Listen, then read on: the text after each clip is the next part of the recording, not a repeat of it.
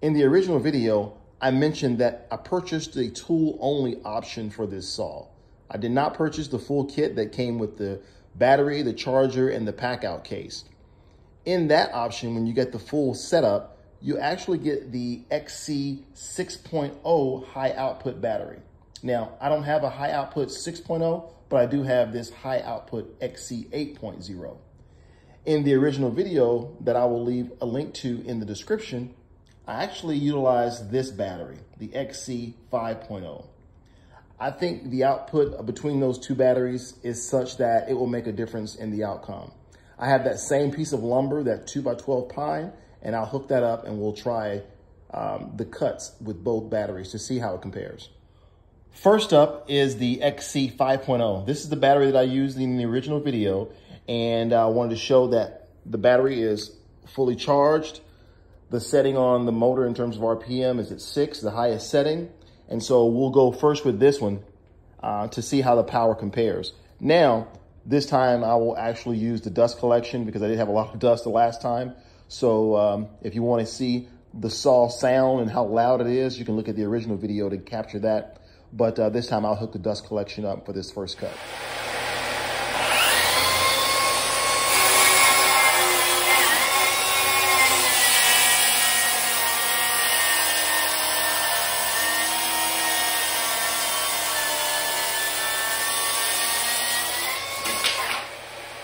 Next up is the M18 XC high output battery. This is the 8.0 version.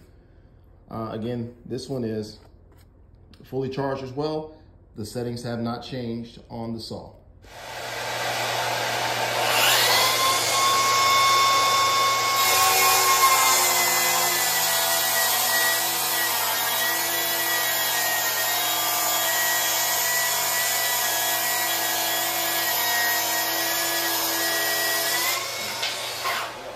But there is a difference between those two batteries in terms of this saw's performance. I can definitely tell that I was able to slide through the material faster with that high output battery than the standard XC battery. And I guess that's a good reason why they put the high output battery in this saw's package case deal, whereas I bought the saw only because I already had batteries. If you were to buy the full kit, you would get the high output battery. So just lesson learned there, that if you are going to use this saw and you're going to cut through thicker material, grab the high output battery, but the standard XC battery cuts through standard plywood without any issue. As an added bonus, I decided to pull out a piece of 3/4 inch import birch. As you can see, the veneer is pretty thin on this, but it is 3/4. So I wanted to give a comparison also because I know this is what most people will be doing in terms of ripping down sheet goods. So this is a piece of 3/4. I am going to try it with the XC 5.0 battery.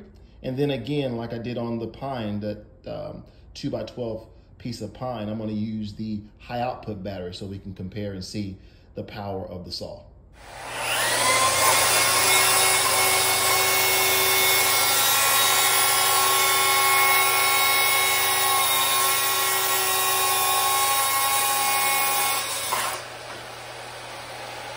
Now switching over to the high output 8.0 battery, and again, same material, that same import birch.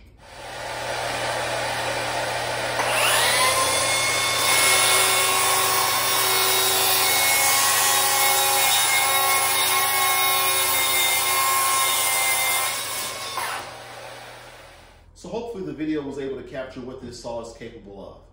I know most people will use this to cut up sheet goods, but again, I wanted to be able to give you a good perspective of similar size hardwoods and sheet goods. This is 3/4 inch. The first cut was with 2x12 piece of pine and utilizing both batteries, comparing the high output 8.0 battery that I have and also the XC, the standard 5.0 battery. As you can tell, when it comes to the sheet good, this 3/4 inch, really couldn't tell the difference. The saw powers through both like butter. Now, only when it came to the 2x12 that you saw a little bit of difference between the device, between this device going through with the high output as compared to the standard battery. So hopefully this helps those who are out there considering it, and it makes sense as to why they put that high output battery in the kit form of this saw. So again, thanks for watching. Stay tuned for additional videos.